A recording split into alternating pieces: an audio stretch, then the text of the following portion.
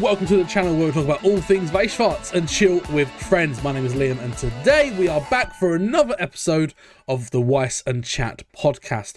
I hope you've enjoyed the first one where we had Mike Young from Card Cami on the line, and this time we've got a new guest a little away from Weiss Schwarz, but we are going to cover it a little bit.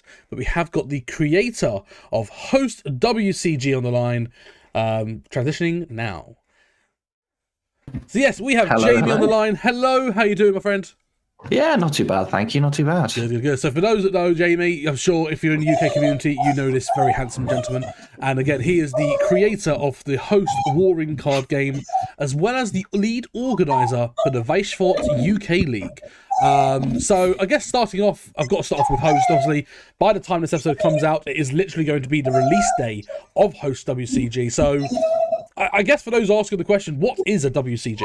So, yeah, I've had a couple of questions around what a WCG actually is. I think it could be summed up pretty simply. A WCG is a game where we will be releasing product whereby there's no random distribution. There's no chance to pull certain things. You buy a box, you get everything you need. You get a playset of every card that comes in the box, any extras you might need if there are little tokens or if there's anything like that within the box. And that's effectively it. We're focusing it on competitiveness. And if you already know, Fantasy Flight games have an LCG model. It's very similar to the LCG model. So buy one pack, get everything, that sort of thing. So yeah, that's kind of the idea behind it. But we want to focus more on competitiveness and affordability, which I'm sure we can talk about in a bit. Absolutely. So yeah, again, like, it moves very nicely on to, what is the inspiration behind HOST? You said about affordability and competitiveness, but I guess what made you want to start HOST? Because you've been creating this game for over 7 years now, right? About 11 now. 11. So definitely over 7. Yeah, Right. it's 11 years.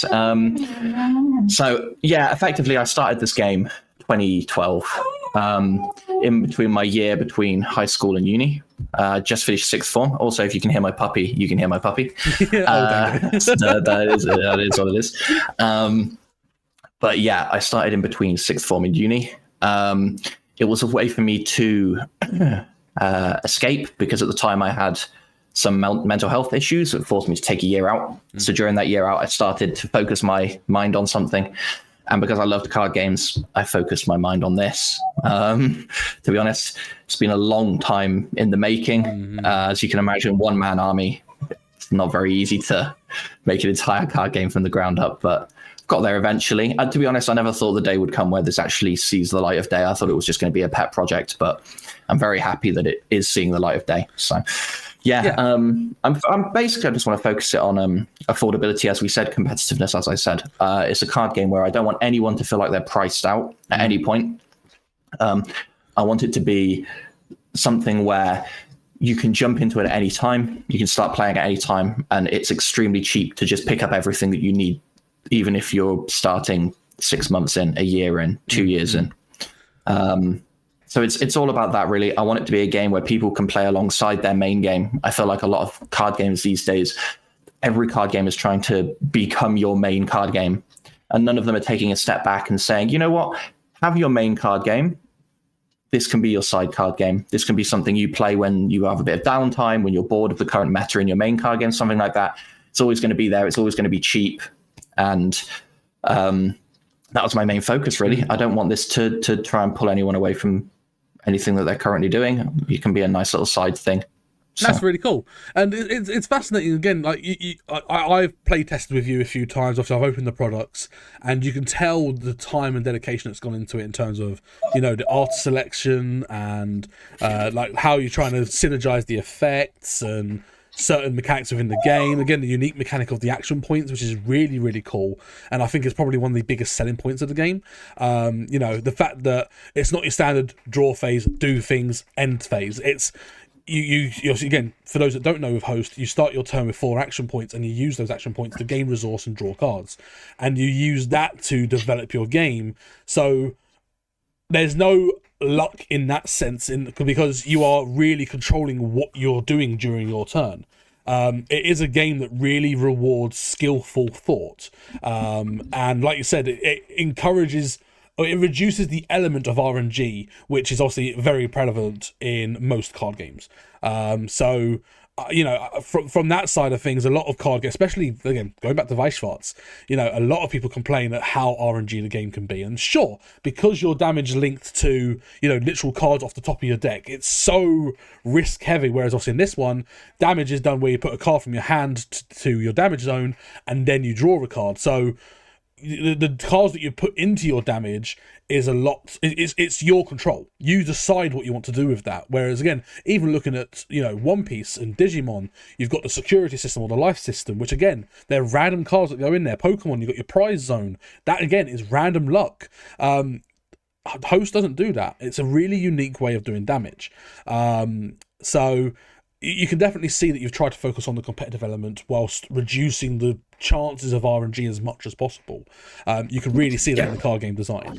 I still feel it's important to have at least a little bit of healthy RNG, as is with any card game. Mm-hmm. You want those moments where you need the top deck to win, and you're drawing one card.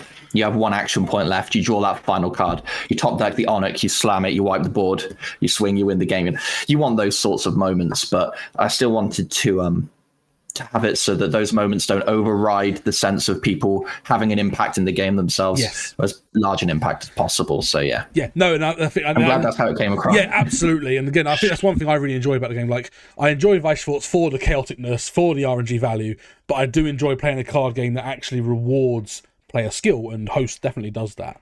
I guess moving into the releases that we've done so far and things like that. Obviously, we've done the 3 character decks for Meridius, for Amathea, and for Annabella. I think they're all really unique style decks, and like I said in the last video, I think whilst they're all unique, they all compete with each other extremely well. And there's no real, if you're playing this deck, you will beat this deck, or if you're playing this deck, you will lose to this deck. There's nothing like that. At the moment, again, it's brand new, but the synergy within a deck, but also into decks as well, is really cool, and it rewards a player for choosing a certain deck to really boost their play style more than, this deck's just really strong, I'm going to win. Yeah, that's kind of what I wanted to go with that. I want play style to dictate what sort of deck you want to play. Mm-hmm. It might not even be play style. You might just think something looks cool, so you want to play it. Yeah. I'm fine with that. I wanted things to be as balanced as possible. I think one advantage of being a solo person doing the game is that I can easily dictate in the future where power needs to be placed in order to help certain things. Yes. There's not a lot of... I have complete creative control. That was a bit loud. I have complete creative control. So if I do notice that one deck ends up being too strong, I will do something to help that in the next set. And like you said, being a solo project means that you have that control, which, you look at the bigger card games, you've got teams of judges or teams of developers which are saying, this card should be good, and then someone overlooks something and it becomes overbroken, meaning it has to be put on a restriction list. Look at Sword Art and Alice, and look at when Telements was a big thing in Yu-Gi-Oh! Like, they had to hit that hard, or Kashtira. It's that is the downside of when the game gets too big and you have to branch out for development. Whereas, again, like you said, Host is not planned to be this massive big card game. It is meant to be a side game that you can just enjoy along your main card game that you play. And that is a massive advantage of Host. So I think another thing that is that can be noted into that as well is, as you said, a lot of other card games do suffer pretty heavily from power creep and things like this, but that's a natural course of a card game. Host is going to be non-profit, so there is no incentive for me to power creep the game super hard to sell product. No. There will be no profit generated from the game. Any profits that are generated from the game will be given to charity. So effectively, it's a clean slate for me I'm doing this completely as a hobby. This is my passion. This is what I love. That is why I'm working on this. And that's really sick. That's really cool. And because of that, I have no limitations for power creep. I don't need to push product. I don't need to make every set the next best thing. If people want to skip a set because they don't like the cards, just don't buy it. That's all good with me. Like I have no qualms with trying to push stuff, and I just want people to enjoy it, and I want people to have a good time. And I think that's a really interesting business model, especially from a TCG side of things, where you a lot of card games, obviously they mass produce loads of product and then they have to sell it. So as a result of that, they are threatened or feel the need to power creep to encourage people to purchase cards. As far as I'm aware of your production model, you're doing it very, not so much bespoke. You are going to have a set made, obviously an X amount made and things like that. But it's if you need to make more, you will make more. Like, you're not scared to reprint. You're not scared to produce more if the demand requires it. Well, that's the thing. There are certain business practices I do not like. One of those is FOMO. If you know FOMO, if you play gacha games or anything like that, you know what FOMO is, fear of missing out. We don't want anybody to have a fear of missing out on any product that comes out in this, because it might not be available in a couple of months, or it might not be available in 6 months. Sure. If you don't have the time, the money, whatever, you don't want to purchase something immediately, just don't. You could come back in a year, it'll still be there. If I run out of anything, I'll just get more in. Yeah. That's how I'm going to be running this. I never want anyone to feel like they need to commit to stuff early, because otherwise they might not get what they want. Mm-hmm. I want people to take their time, and I want people to enjoy it and take it at their pace and do things as they like. So it is very geared towards players, and it is very geared away from people trying to make profit off of holding stuff and things like that. I don't want it to become that sort of game. You look at other card games, and you have cards now base rarity that are looking at 80 quid, 100 quid. Look at Flesh and Blood. Look at even some Weiss Yu-Gi-Oh cards. Even Weiss Schwarz, like some uncommons can be £15-20. Look at Toilet Christmas Time from Bang Dream, Christmas Casamy. Exactly. It's absolutely ridiculous. I don't want anything like that in the game. However, if you are a collector, don't worry. We will be coming to you, because there is something that is going to be done. Ooh. It's not like we're just going to ignore people that want to get some nice stuff. So yeah, that will be coming. That's really cool. Again, you're dabbling into all sides of it. Like, there is this thing at the moment where, I think it's becoming more normalized now, where card game players are very much, this card game is a card game. You need to play the card game. If you are a collector, a grader, things like that, especially, again, a couple of years ago in Weiss Schwarz, it was a massive gatekept community in the sense of graders were shunned. And I had Mike on last time, and I think that at the end of the day, no matter what reason you decide to get into a game or to support a franchise or anything like that, you should be able to be free to do however you like. So the fact that you're catering for all sides of the different card game bases, I guess, is really, really cool. I guess moving on, in terms of like we said, the development of the game and things like that.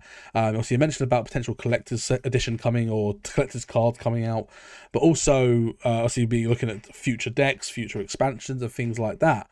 Now, I know a spoiler of a fourth deck that's coming, which obviously I'm not sure if I'm allowed to announce. I will let Jamie decide if we're allowed to announce the theme or not, or do we keep it totally under wraps? Let's hold on to that one. Hold on to that one. But you can reveal it, but you can reveal it when the time is right. Absolutely. I've already seen what the host looks like. It looks incredible. It's adorable. I'll leave it there. Yes, that's fine. We won't spoil any more than that, but that's fine. Yes, it is very adorable. For all you lovers of all you animal lovers out there, you might enjoy the next one. Absolutely. So I guess wrapping up on the host side of things, obviously, again, one massive thing that you want to promote is the fact that it is designed to be a competitive card game. And obviously part of that means that you will obviously be looking at things like tournaments, looking at, national tournaments, looking at regionals, looking at shop challenges, things like that. And things like a judge program, I assume, will come down the line for the bigger events. I guess, where do you see the tournament potential for Host? That's a very difficult question.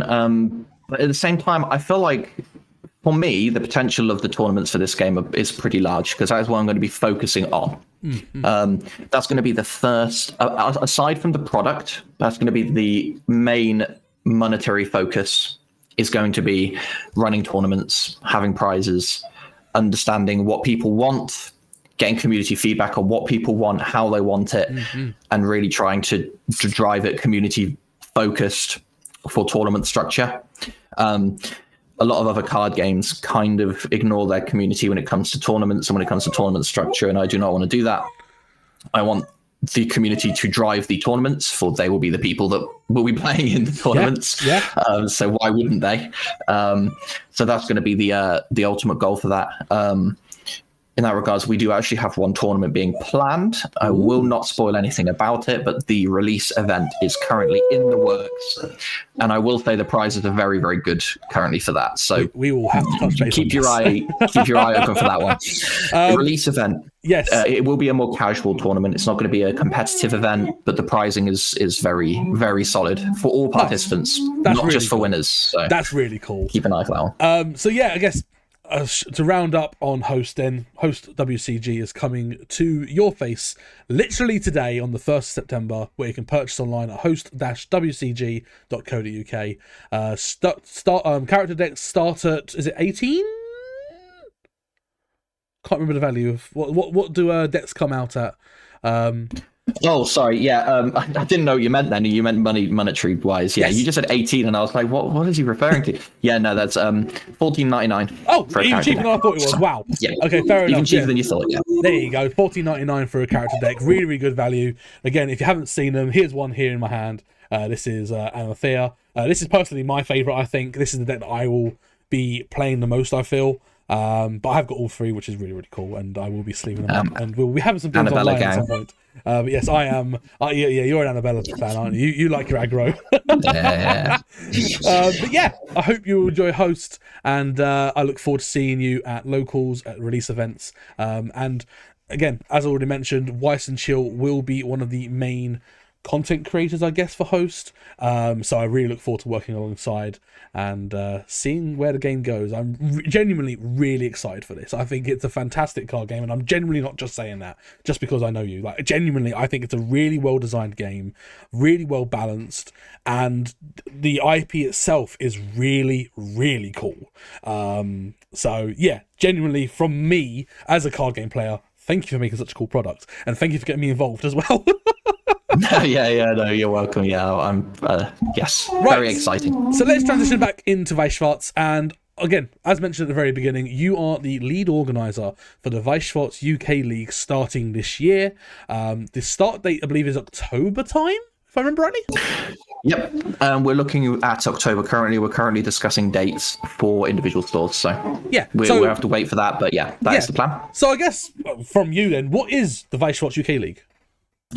The Weiss Schwarz UK League. So we wanted. Well, firstly, I noticed especially because it's really annoying. There is a massive downtime in Weiss in this country. Kind of around the end of BCS season, there is nothing for a good 6 months. We have no tournaments and no events. We just sit here and we wait. There might be maybe a bro or something that takes up one weekend. We want to fill that space. And EuroLeague is very fun to be a part of. And we wanted one that was more UK focused, mostly because I'm from the UK. So makes sense. That makes sense. And yeah, that was to be honest, that was the main idea. We just want to fill that gap where there is basically nothing going on, where it is just pure downtime, and we want people to have more Weiss to play because it's a great game. And it's interesting because obviously, again, like you mentioned EuroLeague, which again is fantastic for the time that it runs usually between March, April till September time ish. Yeah, something like that. But again, like you said, there's no other events that happen either in the official game from the official tournament side or in grassroots. So having that window filled in via a UK league, especially for the UK community at least, is really cool. And again, Weiss and Chill will be a big part of that in terms of doing like monthly summaries, looking at deck lists, looking at deck breakdowns or like set breakdowns of tournaments, or in a certain month period, what's the representation of set A, B, C, blah, blah, blah. So it'd be really, really cool to go into that on a analytical level. So again, a lot of content regarding Weiss Schwarz UK League will be happening through the Weiss and Chill channel. But one thing I noticed, obviously, when I again joined onto the website and looked at what's going on, the tournament structure, the actual like the round structure of a single event is unique. So it starts off with your standard Swiss rounds event, but then it changes after when you go into Top Cut, it doesn't become single elimination. Do you want to explain more? Yeah, so effectively, because it's a league structure, we don't need to designate a winner for each individual event. It's not highly important. And we don't really like the nature of Top Cut in a game like Weiss, where, you can make Top Cut, go EXO in Swiss, do brilliantly, really excited for Top Cut. First round of top 8, you get sacked, you lose, and you're out, and then you're done. And you go home. And you're like, well, why did I wait? Sometimes there's a lunch break after Swiss, so you stay, you do the lunch break, and then 25 minutes later you pack up and you go home. Like, it's just like, why? You want to play some more. So we decided, brand new idea. Claire actually came up with it, so put everything on Claire. She came up with this idea. So it is genuinely a fantastic idea. We ironed it out and stuff. When you hit Top Cut, where there would normally be, let's say, top 8, so 3 rounds, we do 3 extra rounds of Swiss instead of a top 8, but only with the people that made it into the Top Cut. The Top Cuts are decided by your Swiss rankings. So instead of saying top 8 players make it, you would say all X2s make it into the Top Cut. And then there's 3 extra rounds of Swiss. And those 3 extra rounds of Swiss gives less points than the original rounds, but they can give you some bonus points for the league standings and things like that, just to help you further in the league. Yeah. So it's more of a bonus than it is the main way of gaining points. Yes. like in most Top Cuts, where if you come first, you get like double the number of points than the person who came like 3rd or 4th if you happen to lose the semi-final. Yeah. So yeah. And I think that rewards, again, like you said, a game like Weiss Schwarz, where it's best of one, where either a bad trigger or bad trigger turn, like on your level 2 into level 3 turn, where you just trigger 2 or 3 climax and you go, well, I just lose. Great, fantastic. Yeah, exactly. Weiss Schwarz things, am I right? It happens. And obviously to have that in a Top Cut grim. Losing your first Swiss round in the Top Cut of a UK League event, you can still win the next 2, and you'll pick up just as many points as if you'd have played 2 and then lost the last one. Yeah. So there's more incentive to stay in the store. There's incentive to play more Weiss, which I think everybody wants, and everybody can just have more fun and enjoy themselves more over that time. So yeah. And I see when it comes to the finals, again, if we are doing again, it's a league where you'll have the top 16 place players, or whether that be through one for every store or just 16 nationwide. I can't remember exactly how you've got it planned, but basically there will be a UK League finals, which I would assume would follow a standard format where you would do your normal Swiss and then it would go into Top Cup because it is the finals. Yes, that's right. Yeah, for the finals, it's going to be a normal standard tournament structure with Swiss into a Top Cup. Yeah, single elim Top Cut. So we need a winner for that event. We will be doing that event as usual. Yeah, during the episodic side, it's absolutely fine to do it the way you've got it. And I think it's a really cool way of doing it and reward people for just wanting to play. Exactly. And for consistency as well, which is what we want. Yeah, but when it comes to the finals, you actually do need a winner straight up. So that makes perfect sense. But yes, I think it's really, really cool. And again, you've managed to acquire some sponsors. I know one of them being Card Cami. What other sponsors have you got? Yeah, so currently the other sponsor that we have is Subcenter. They are a middleman service for grading, PSA, Beckett, and all of that. You send a bunch of your stuff off to them. Yep. Then they will go and handle all of the grading side for you, give it all back. So as someone who isn't a grader, I don't use them because I don't grade. However, the other person who is making the UK League, which is Gareth with me, one of the other people, he is a massive grader and he loves it, and he exclusively uses them, and he has said they're fantastic. Yeah. So take his word for it. They're very good. If you want stuff graded in the UK, use them. They're actually a really good middleman. They're actually very, very cheap as well for grading stuff. So really I would definitely recommend giving them a look. Yeah, and so it's one of those things where hopefully, again, as you know, so I'm going to Japan in November, and I'm trying to arrange extra support if I can. Obviously, total blue sky moment where if we can actually get official support from Bush Road, that would be incredible for a grassroots event. And also, if I can, then through me sponsoring a guest, that will hopefully improve things and what's the word I'm looking for? It will improve exposure, I guess, for the UK League, and to encourage people to take part and give more of an incentive again. But I think the structure itself incentivizes people just to play more in general. I think it's really cool. And it's one of those things where, again, because you are guaranteed that there's going to be a 3-round top cut Swiss, you could then, if the event was big enough, you could do a small side event on the side as well as that. Exactly. Whether that potentially goes into points for the league, or it's just a general side event where you can pay the store X amount and the store can earn more money to put more prize support out. It's a really good opportunity for stores. I think it's really, really cool, like, to give the opportunity to give them a chance to bring more into the store. Because again, without stores, we can't run events. We can only do so much online. And I know you are doing an episode series that is based online, which is really, really cool. Is that a one-off, or is that an episodic thing as well?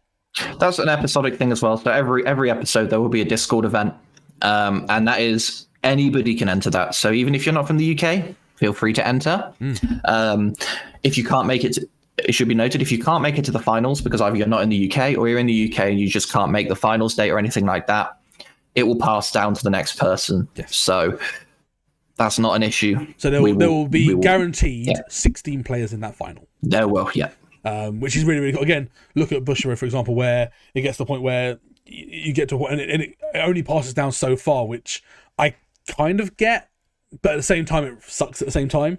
So it's cool that, again, like, you might end up being 20th, and because of situations, actually still make the finals. Exactly. Rather than just be screwed out and go, no, you're right, sorry, bye. So there's always a chance. As we already mentioned, obviously it's going to be starting in October. It's basically October till March, I believe. Is that right? Yeah, it'll be roughly that amount of time, about 6 months. Yep. Exactly. And again, it's a really good time to happen because it is a lull period, like you said, for Weiss Schwarz. So it is really, really good. And if you are in the UK, or again, if you're anywhere else and you want to take part in the online events, please do. There is a Discord server for the UK League. I'll put a link in the description where you can join the Discord. But on that note, I think that basically brings us to the end of this podcast. So before we do go, Jamie, is there anything you would like to plug? Yes, with regards to HOST, there are some people I would like to thank that I wouldn't be here if it wasn't for them. Mainly Claire, my wife. And then, of course, Fumi, who has been, without a doubt, the person who has driven me the most out of anybody that I know. So a massive shout out to Fumi. He's fantastic. But also everyone else has helped me play test. Steve has helped me play test. Sheba has helped me play test. You've helped me play test, Liam. Angus has helped me play test. All of you guys, thank you very much. I wouldn't be here without you.